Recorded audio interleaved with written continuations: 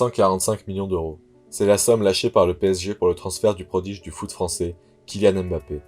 En tenant compte de l'inflation et du passage du franc à l'euro, la somme correspond à quelques millions près à la réalisation du plus beau stade du pays, l'antre qui voit régulièrement les meilleurs joueurs de la planète exploser ton équipe préférée, le Parc des Princes. Dessiné par l'architecte Roger Talibert en 1972, le parc est un véritable bijou d'innovation, tant sur le plan constructif que sur le plan urbanistique. Il doit sa création à un événement majeur, un événement qui n'est aucunement lié à une quelconque dimension sportive, puisqu'il s'agit de la construction du périphérique parisien. Nous sommes en 1967, un sportif s'illustre pour les adieux à l'ancien parc. Ce sportif n'est pas un footballeur, mais Raymond Poulidor, le coureur cycliste préféré de ton grand-père. En effet, avant d'être le stade que l'on connaît, le Parc des Princes était avant tout un vélodrome. Il a notamment accueilli l'étape finale du Tour de France de 1903 à 1967. Le lendemain de la victoire de celui qu'on appelait affectueusement Poupou, les travaux débutent et le vélodrome du Parc des Princes est partiellement détruit pour permettre l'avancée du chantier du périphérique. Initialement, la mairie de Paris ne se prononce pas sur l'avenir de l'enceinte sportive, mais sous la pression populaire fortement reliée par les médias, la décision tombe. Un nouveau Parc des Princes verra le jour. La contrainte est inédite. Construire un stade et une autoroute sur un même emplacement. Mais heureusement, comme souvent en architecture, c'est la contrainte qui générera la qualité du projet. En effet, au-delà de son esthétique globale, le projet est avant tout un chef-d'œuvre urbanistique.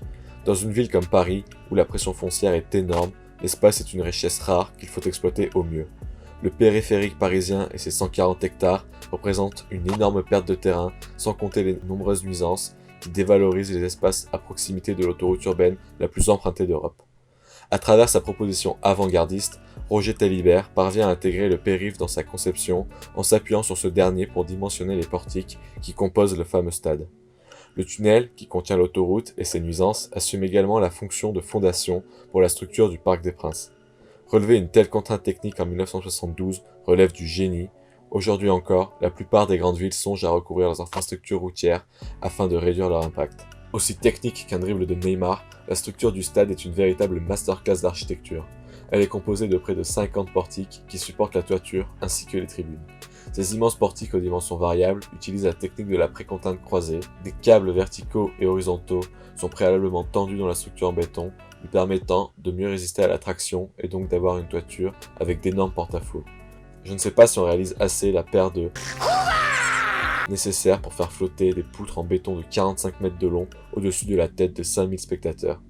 Par ailleurs, ces portiques étant légèrement penchés vers l'arrière, l'architecte parvient à mettre en place une large circulation tout autour du parc, circulation elle-même inspirée de l'architecture antique romaine et qui permet, entre autres, l'évacuation de l'ensemble du stade en moins de 8 minutes. Une véritable prouesse.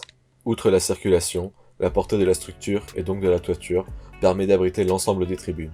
Tribunes pensées de manière identique pour tous les supporters. Une démarche sociale courageuse assumée par l'architecte lui-même. Que tu sois le couple le plus hype de la planète, un ancien président ou encore un simple prolétaire, c'est le même siège qui te fera l'honneur d'accueillir ton fessier. Enfin, dernier point et pas des moindres, l'acoustique. Les tribunes étant enveloppées par l'immense porte-à-faux de la toiture, le son se propage davantage vers le terrain, assurant durant de longues décennies une ambiance sans pareille dans tout l'Hexagone.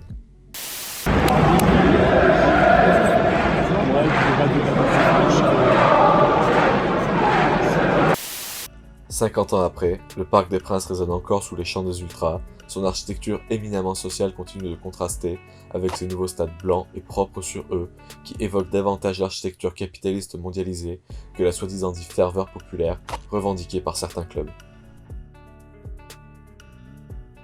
La première des choses dont il faut se méfier est de recruter, je cite, un fan in a suit.